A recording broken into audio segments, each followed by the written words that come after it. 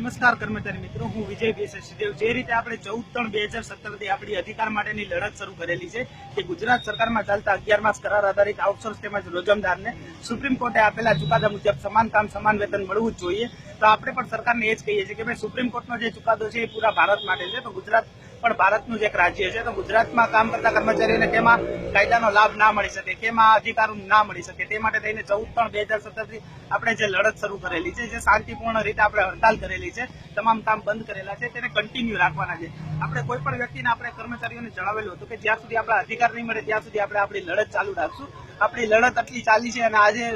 ભારતમાં બધાને ખબર પડી છે કે ભાઈ ગુજરાતમાં પણ કરાર આધારિત કર્મચારી છે, ગુજરાતમાં પણ આઉટસોર્સ છે, ગુજરાતમાં પણ રોજમદાર છે, તો તે વ્યક્તિને આપણે તે વસ્તુને આપણે કન્ટિન્યુ રાખવાની છે અને આપણે આપણા અધિકાર માટે લડતું જ રહેવાનું છે જ્યાં સુધી આપણને અધિકાર ના મળે। આપણે દરેક કર્મચારીઓને જણાવેલું હતું કે આ લડાઈ અધિકારની છે, જે ઘણી લાંબી ચાલી શકે છે, તો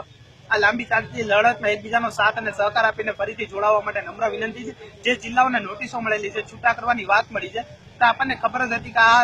જે લડત છે એમાં બે બાજુ છે અને કોઈ બે બાજુમાંથી એક બાજુ નિર્ણય આવવાનો જ છે, તો નિર્ણયની ચિંતા અત્યારે ના કરો જ્યાં સુધી આપણને લેખિતમાં ના મળે। અને દરેક કર્મચારી એકબીજાની સાથે છે ને ગુજરાત સરકારને જણાવીએ છીએ કે અમે શાંતિપૂર્ણ રીતે અમારી લડત ચાલુ રાખશું જ્યાં સુધી અમને અધિકાર નહીં મળે, અને સરકારને જણાવીએ છીએ કે અમે અમારા કામ પર પછી જ પાછા ફરશું જ્યારે અમને અધિકાર લેખિતમાં સરકાર તરફથી મળશે, અમને મૌખિક રજૂઆતો નથી જોતી। તો દરેક કર્મચારી મિત્રોને વિનંતી છે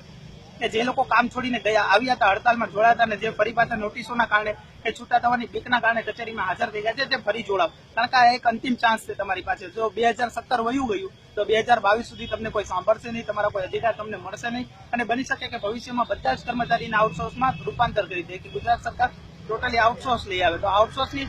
ભરતી પ્રક્રિયા છે, આઉટસોર્સમાં જે કર્મચારીઓ જાય છે એને રોકવા માટે આપણે દરેક કર્મચારી એક થાય અને અત્યારે સરકાર સામે લડવાની જરૂર છે। સરકારને શાંતિપૂર્ણ રીતે બતાવવાની જરૂર છે કે ભાઈ ગુજરાતમાંથી કરાર શબ્દ છે એને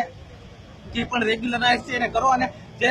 સુપ્રીમનો ચુકાદો છે સમાન કામ સમાન વેતન એને માન્ય રાખો અને ગુજરાતના દરેક કર્મચારીને એક ગણી અને સમાન કામ સમાન વેતનનો ન્યાય આપો। જે દિવસે તમે આ ન્યાય લેખિતમાં આવશો તે દિવસથી અમે અમારી કચેરીમાં પરત ફરીશું। તો દરેક કર્મચારીને વિનંતી છે કે જે પાછા વયા ગયા છે કે કોઈ બીક છે કે છૂટા કરવાનો ભય છે, એ લોકો ફરી પાછા આવો, કારણ કે આજે સ્વાભિમાનની લડાઈ છે। આ લડાઈ જો આજે નહીં લડો તો કાલે તમે તમારા ભવિષ્ય માટે નહીં લડી શકો।